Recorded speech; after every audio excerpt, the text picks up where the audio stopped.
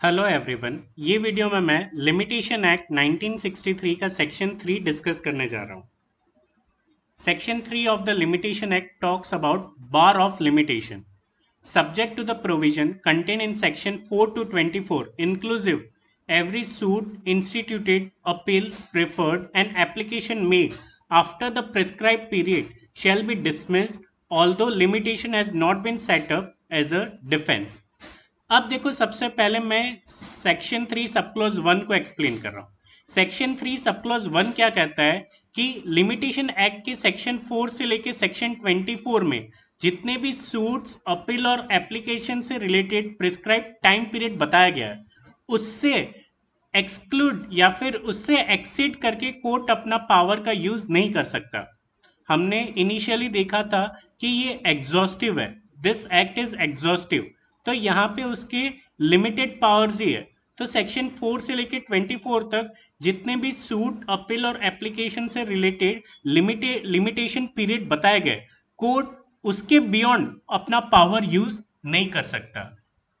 फिर दूसरा, अगर यहाँ पे डिफेंडेंट अगर लिमिटेशन का कोई भी क्वेरी रेज नहीं कर रहा है, कोई भी अपोज नहीं कर रहा है, स्टिल अगर कोर्ट यहाँ पे देख रहा है कि ये टाइम पीरियड के बाद आया हुआ है, टाइम लिमिटेशन पीरियड के बाद सूट, अपील या एप्लीकेशन फाइल हुआ है, इवन दो डिफेंडेंट ने कोई भी क्वेरी रेज नहीं किया हुआ है, कोर्ट उसको डिसमिस कर देगा। कोर्ट के पास पावर नहीं है कि वो बियॉन्ड प्रोविजंस अपने पावर का यूज करे। Section 3 subclause 2 talks about for the purpose of this act, a suit is instituted in an ordinary case when the plaintiff is presented to the proper officer. In the case of pauper, when his application for leave to sue as a pauper is made. अब देखो, suit जो है वो कब institute होता है, कब वो फाइल कर सकता है? ऑर्डिनरी केस में, जब प्लेंट प्रॉपरली प्रेजेंट किया गया to the proper officer.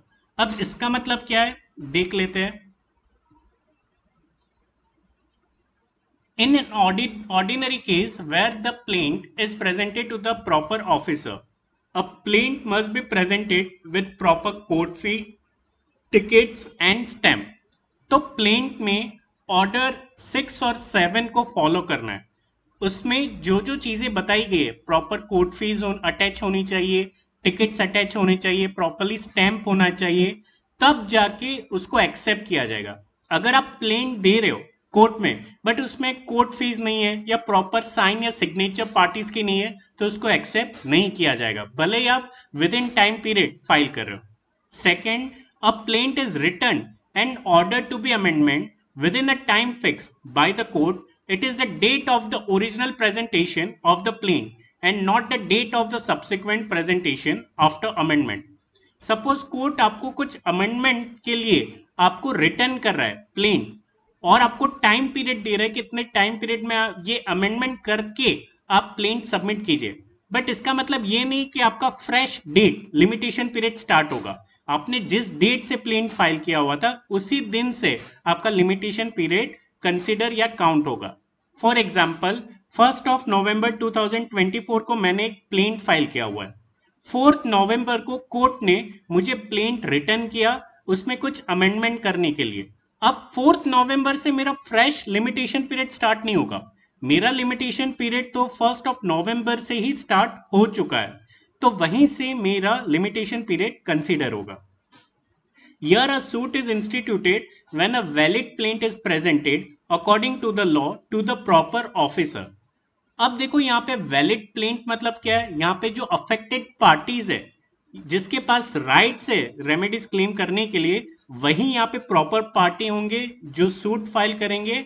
And to the proper officer, proper officer मतलब जिसके पास जुरिस्डिक्शन है, टेरिटोरियल प्लस पिक्यूनरी जुरिस्डिक्शन, जिसके पास ओरिजिनल जुरिस्डिक्शन होगा, वहां पे अगर आप प्रॉपरली फाइल करोगे तो ही वो प्लेन को एक्सेप्ट किया जाएगा। And lastly, plaint in duplicate is presented to the proper officer appointed by the court as per order 4 rule 1. तो देखो, प्लेन के भी कुछ रूल्स होते हैं, उसको हमेशा डुप्लीकेशन में आपको देना है, एक कॉपी ऑपोजिट पार्टी को सर्व करना है। तो ये सारी क्राइटेरियाज अगर आपने फुलफिल किए हुए हैं तो वो प्लेन को प्रॉपरली सर्व माना जाएगा, प्रॉपरली उसको एक्सेप्ट किया जाएगा, अदरवाइज रिजेक्ट कर दिया जाएगा। उसके बाद a suit in the case of a pauper when his application for leave to sue as a pauper is made. अब देखो pauper क्या है. Pauper is a person who is not possessed of sufficient means to enable him to pay the fee prescribed by the law for the plaint in such suit, or where no such fee is prescribed, when he is not entitled to property worth 100 rupees other than his necessary wearing appeal and the subject matter of the suit. Pauper एक ऐसा person है जिसके पास इतने पैसे नहीं है कि वो कोर्ट की फीस फाइल कर सके, कोर्ट की फीस पे कर सके, उसको पॉपर पर्सन कहा जाता है. और अगर उसको घोषित किया गया, अगर लॉ उसको परमिट करता है, उसको ये स्टेटस दे देता है पॉपर का, तो उसके सूट को पॉपर सूट कहा जाता है. वो पर्सन को इंडिजेंट पर्सन कहा जाता है और उसके सूट को पॉपर सूट कहा जाता है. पॉपर सूट के लिए स्पेसिफिकली ऑर्डर 33 में बताया गया कि उसके क्या क्या क्राइटेरियाज है और कैसे एप्लीकेशन देने के बाद वो पॉपर का स्टेटस कर सकता है. तो अगर वो स्टेटस सेटिस्फाई कर लेता है, उस दिन से, जिस दिन से उसको वो स्टेटस मिला हुआ है पॉपर का, वहां से उसका लिमिटेशन पीरियड स्टार्ट हो जाएगा. उसके बाद in the case of a claim against a company which is being wound up by the court when the claimant first sends in his claim to the official liquidator. Suit कब institute company के against होगा? जब वो winding up कर रहा है और पहला क्लेम ऑफिशियल लिक्विडेटर को जब भेजा गया है, वहां से वो सूट फाइल होगा. इन शॉर्ट, सूट इंस्टीट्यूट कब होगा ऑर्डिनरी केस में? जब यहाँ पे कंप्लेनेंट तो नहीं, बट यहाँ पे प्लेंटिव जब अपना प्लेंट रिप्रेजेंट कर रहा है प्रॉपर कोर्ट में, तब से सूट स्टार्ट हो जाएगा. पॉपर के केस में जब उसको पॉपर का स्टेटस मिल रहा है, तब से उसका सूट इंस्टीट्यूट हो जाएगा लिमिटेशन पीरियड में. और कंपनी के अगेंस्ट में जब उसको पहला नोटिस मिल रहा है बाय द ऑफिशियल लिक्विडेटर, तब से उसका सूट वहां पे स्टार्ट हो जाएगा. Any claim by way of a set-off or a counter-claim shall be treated as a separate suit and shall be deemed to have been instituted. अब देखो, set off और counter claim again civil terms है. Set off मतलब क्या होता है? Suppose मुझे आपसे 10,000 रुपए लेने और आपको मुझसे 5,000 रुपए लेने. अब देखो, दोनों को प्लस माइनस कर दो तो अभी भी मैं सरप्लस में हूं. मुझे अभी भी ये डिडक्ट करने के बाद 5,000 रुपए अभी भी आपसे लेने. मुझे 10,000 रुपए आपसे लेने थे, आपको 5,000 रुपए मुझसे लेने थे, तो 10,000 माइनस 5,000, तो अभी भी मैं आपसे 5,000 रुपए क्लेम कर रहा हूं. इसको कहा जाता है सेट ऑफ. और काउंटर क्लेम क्या होता है कि समझ लीजिए मुझे आपसे 10,000 रुपए मैं आपसे क्लेम कर रहा हूं, बट आप मुझसे 20,000 रुपए क्लेम कर रहे हो, तो यहां पे आपका जो अमाउंट है वो मेरे अमाउंट से ज्यादा है, तो उस केस को काउंटर क्लेम कहा जाता है. तो अगर कोई पर्टिकुलर सिनेरियो जहां पे सेट ऑफ या काउंटर क्लेम होता है, वहां पे अलग ही सूट फाइल किया जाएगा. In the case of a set off on the same date as the suit in which the set off is pleaded. जहां पे सेट ऑफ है, मतलब मैं ही केस फाइल कर रहा हूं, बट सेट ऑफ है, मैं 10,000 क्लेम कर रहा हूं, आप मेरे से 5,000 क्लेम कर रहे हो, अभी भी मैं आपसे 5,000 रुपए क्लेम कर सकता हूं सरप्लस का, तो ये सेट ऑफ है.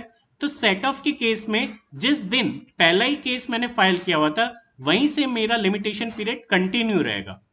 इन the case of counter claim on the date on which the counter claim is made, मैं यहाँ पे प्लेंटिफ हूं, आप यहाँ पे डिफेंडेंट है. मैंने 1 नवंबर को आपके अगेंस्ट 10,000 का एक सूट फाइल किया हुआ है, मैं पैसे क्लेम कर रहा हूं. आपने 5 नवंबर को मेरे अगेंस्ट 20,000 का काउंटर क्लेम फाइल किया हुआ है. डिफेंड आपने रिप्लाई में 20,000 रुपए यहाँ पे क्लेम किए हुए, तो आपके ऊपर 5 नवंबर से आपका लिमिटेशन पीरियड स्टार्ट होगा. क्यों? क्योंकि इसको सेपरेट सूट माना जाएगा. मैंने जो आपको क्लेम किया हुआ था 10,000 का 1 नवंबर को, और आपने जो काउंटर क्लेम किया हुआ है 5 नवंबर को, तो वो 5 नवंबर को आपने कुछ नया ही आपके फेवर में यहाँ पे क्लेम किया हुआ है, तो 5 नवंबर से आपका फ्रेश पीरियड स्टार्ट होगा. पहले केस में 1 नवंबर ही रहेगा, पहले केस में 1 नवंबर हमारा लिमिटेशन पीरियड रहेगा. दूसरे केस में 5 नवंबर आपका फ्रेश लिमिटेशन पीरियड उस डेट से स्टार्ट होगा. An application by notice of motion in a high court is made when the application is presented to the proper officer of that court. अब देखो, आप कोई पर्टिकुलर नोटिस ऑफ मोशन दे रहे हो high court में। सबसे पहले तो देख लेते हैं कि नोटिस ऑफ मोशन क्या है। A motion is a written request made to the court asking the जज to issue an order. The motion must include a separate notice of motion, which includes a brief summary of the nature of the motion, the deadline for filing a response, and if there is a hearing, the date, time, and location of the hearing. अब देखो, notice of motion इसलिए किया जाता है ताकि court उस case को consider करे, पूरा ब्रीफ ले और उसके बाद अलाउ करे कि उसको एंटरटेन किया जा सकता है या नहीं किया जा सकता। तो अगर कोर्ट सेटिस्फाई होती है तो वहां से आपका लिमिटेशन पीरियड स्टार्ट हो जाएगा, और अगर डिक्लाइन कर देते हैं, रिजेक्ट कर देती है, तो आपका वहां से लिमिटेशन पीरियड स्टार्ट नहीं होगा। तो जहां पे भी आप नोटिस ऑफ मोशन कर रहे हो, एप्लीकेशन दे रहे हो, अगर वो एक्सेप्ट किया जाता है तो उस दिन से आपका लिमिटेशन पीरियड स्टार्ट हो जाएगा। Section 3 of the Limitation Act bars the remedy but does not destroy the right to which the remedy relates to. अब देखो, यहां पे शुरू में ही हमने देखा था सेक्शन 3 सब क्लॉज 1 में कि सेक्शन 4 से लेकर सेक्शन 24 तक सूट, अपील और एप्लीकेशन का जो टाइम प्रिस्क्राइब किया गया है, उसी टाइम पीरियड में हमें अपने राइट्स क्लेम करना है। अगर उस टाइम पीरियड में आप राइट्स क्लेम नहीं करोगे तो कोर्ट से आपको कोई रेमेडीज नहीं मिलेंगी। प्रीवियस वीडियो में हमने डिस्कस किया हुआ था कि लिमिटेशन पीरियड जो है वो सिर्फ और सिर्फ जुडिशियल बॉडी को अप्लाई करता है। नॉन जुडिशियल या एक्स्ट्रा जुडिशियल बॉडी जैसे कि आर्बिट्रेशन हो गया, कंसिलेशन हो गया, वहां पे लिमिटेशन एक्ट अप्लाई नहीं होता है। तो सेक्शन 4 से लेके 24 तक अगर टाइम पीरियड में आपने कोई भी सूट, अपील या एप्लीकेशन फाइल नहीं किया हुआ है, उसके बाद कोर्ट आपका कोई भी सूट, अपील या एप्लीकेशन एंटरटेन नहीं करेगा। बट इसका मतलब ये नहीं है कि आपका कोई राइट्स नहीं है। आपके राइट्स होंगे बट कोर्ट से आपको कोई रेमेडीज नहीं मिलेंगी। आप एक्स्ट्रा जुडिशियल रेमेडीज क्लेम कर सकते हो, वहां पे आप एनफोर्समेंट कर सकते हो, बट कोर्ट से आपको कोई भी रेमेडीज नहीं मिलेंगी।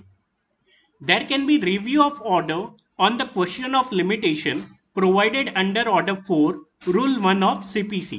अगर लिमिटेशन पीरियड से रिलेटेड आपको कोई क्वेरी है या डाउट है तो आप रिव्यू एप्लीकेशन फाइल कर सकते हैं under order 4 rule 1 against the जज और the court proceeding.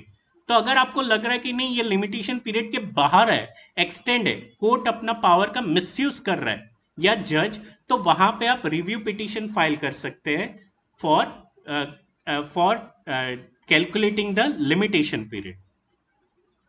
And lastly, यहां पे लिमिटेशन पीरियड जो है वो बर्डन ऑफ प्रूफ किसके ऊपर है, कौन प्रूफ करेगा लिमिटेशन पीरियड है कि नहीं। तो सबसे पहले the defendant raises the bar of limitation, जो ऑपोजिट पार्टी है उसके ऊपर बर्डन ऑफ प्रूफ है to prove whether it is within the limitation period और नॉट। अगर डिफेंडेंट अपोज करता है या कोई क्वेरी रेज कर रहा है तो बर्डन ऑफ प्रूफ शिफ्ट हो जाता है टू द प्लेंटिव।